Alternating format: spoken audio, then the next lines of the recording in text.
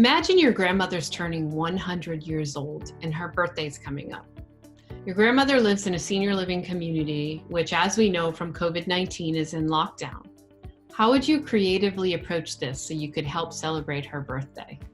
That's a question that Erin Daley of Manchester, Connecticut solved with a bit of creativity. Hi, my name's Terry Sullivan. I am the co-founder of AgingChoices.com. We have a very special centennial birthday edition of Senior Living Good News for you.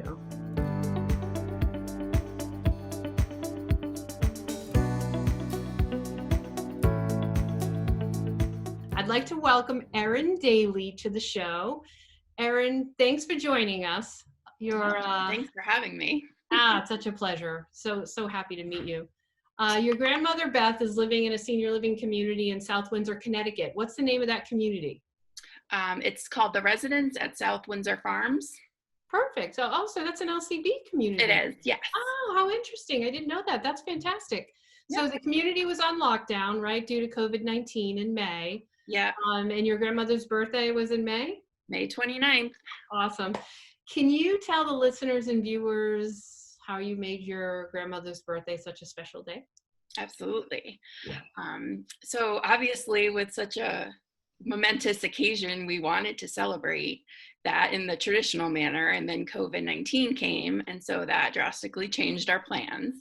Wow. And it was a few weeks before May 29th that we were kind of thinking, like, what do we do in place of that, and how can we kind of like keep the excitement for it around? And so I had seen something on TV where there was a veteran who had walked like 100 laps around a pool, and then he had turned 100, and people from all over the world sent him cards. And I was like, oh, like that's a pretty cool idea. And you know, with a big birthday, you're thinking, oh, what can I do that's 100 related? And so I was like, well, birthday cards can still be sent, so why not do that? So I set out just asking my like immediate family and friends, and I posted it on Facebook to my friends saying like, hey, if you want to send cards to my grandmother, you know, please do so. And, you know, if you have my address, you can send it right to me. And then if not, then let me know and I'd be happy to share that with you. And so then cards slowly started trickling in. And then I was like, what else can I do to like ramp this up? And so I posted in another Facebook group that I'm a part of, which was Grew Up in Manchester. And my family, I grew up in Manchester. My mom grew up in Manchester. My grandmother grew up in Manchester. So I figured, why not reach out to a group like that where I could connect with other people who I wouldn't necessarily connect with through my own Facebook page. Hey, I shared it out on my Facebook page. Awesome. Corey shared it with us and we shared it out. So I'm in Guilford, Connecticut. So anybody in Guilford, Connecticut, and Massachusetts I was connected to actually got it too. So oh, that's awesome. I'm sure a lot of people did that, you know? And so then I was like, well, what else can I do? Because then like my brain just started like rolling, and I am a planner at heart in terms of like my work history is event planning. So I'm always thinking like, oh, what can I do to like make this bigger and better? And so I had met Mark Zinni from WFSB at an event that I was at about a year ago. Yeah. And I'm friends with him on Facebook. So I reached out to him saying, hey, like, this is what I'm doing. Would you send a card?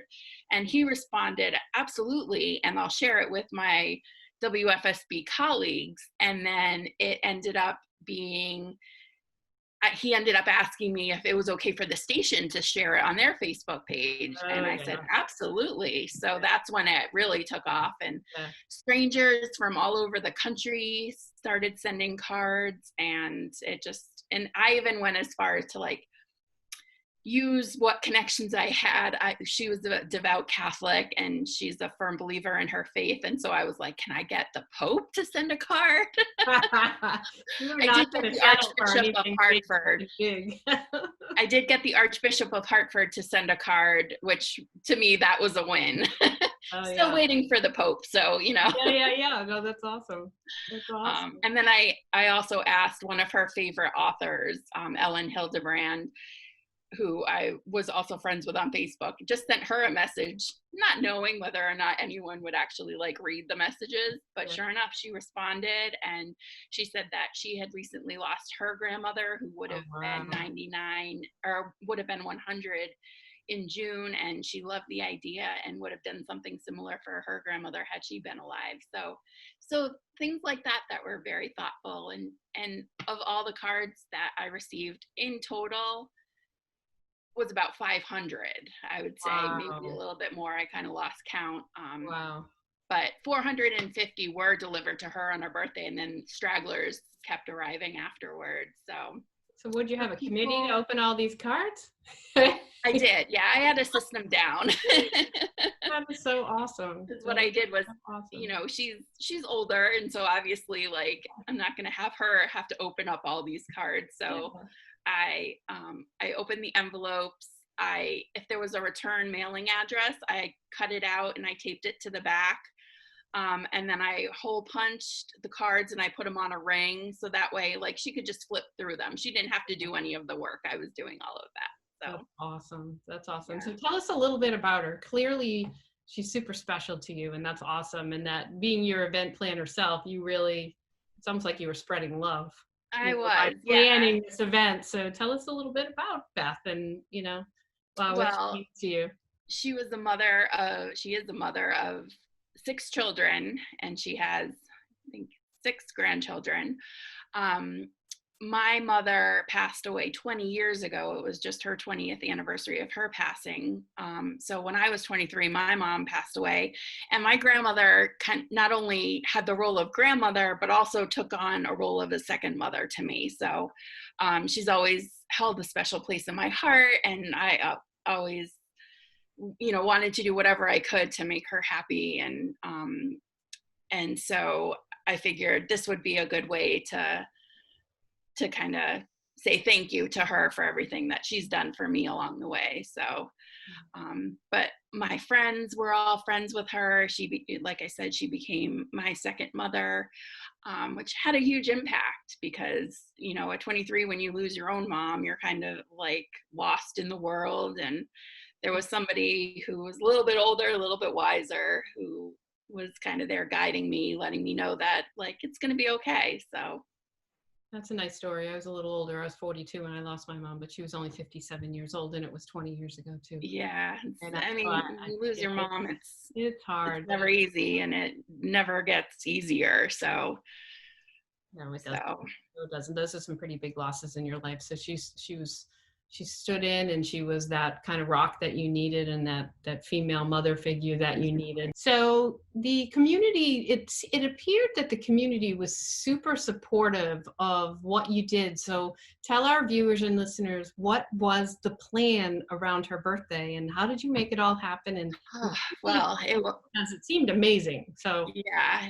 it was definitely a group effort, and the director and the social director there were absolutely amazing, especially given the changing climate of COVID. It would be one way one day and something completely different the next day. So we were in constant communication, talking about kind of what we wanted to do and making sure that it fell within the scope of what we could do there. So we had the mayor of Manchester wrote and said, he actually came to the event and said a proclamation. And so I was telling them constantly, like, okay, well, WFSB was probably going to be there to film, and the mayor is going to be here, and kind of keeping all of what we were planning. That just sort of all happened. It wasn't like we're like, okay, this is what we have to do. We're just like, hey, what about the mayor? How about have him? And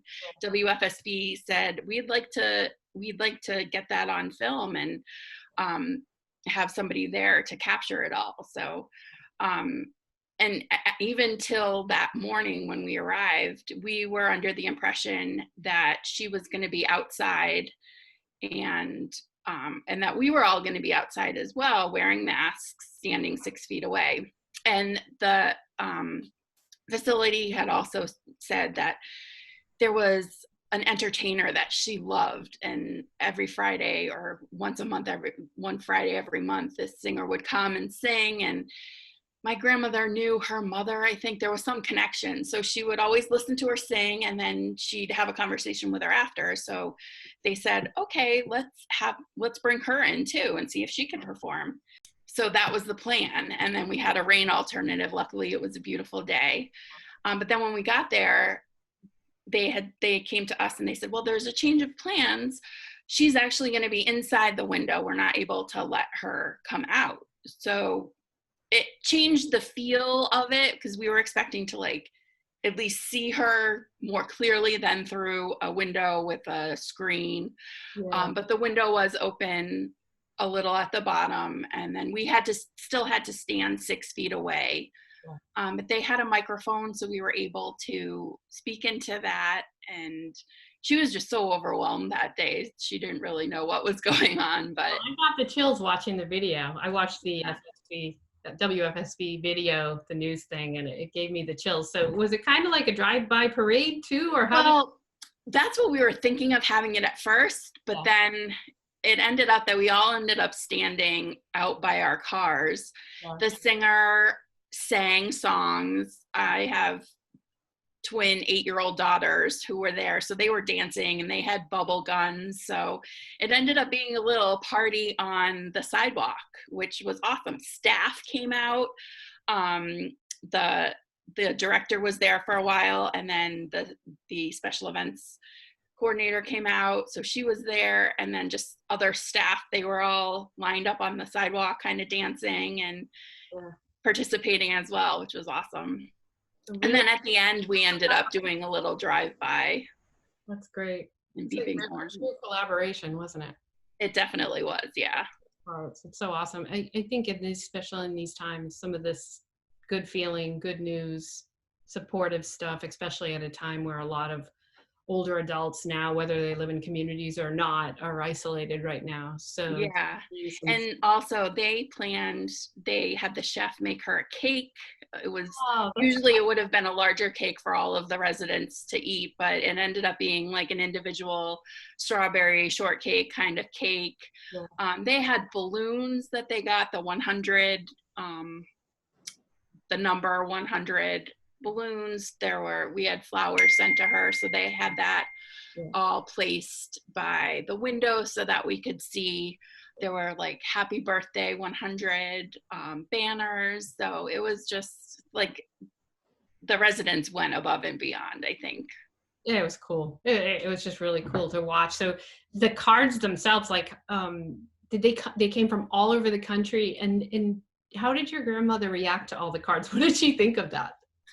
So I presented them to her through a window. I walked up, I was 6 feet away, and I had a 3-tiered box. Yeah. So it had all those cards in it. I saw the picture of it with all the rings going through it. Yeah. And so I told her, I don't know how well she understood, but I was like, these are all for you, from people that you know and people that you don't know who just wanted to wish you well.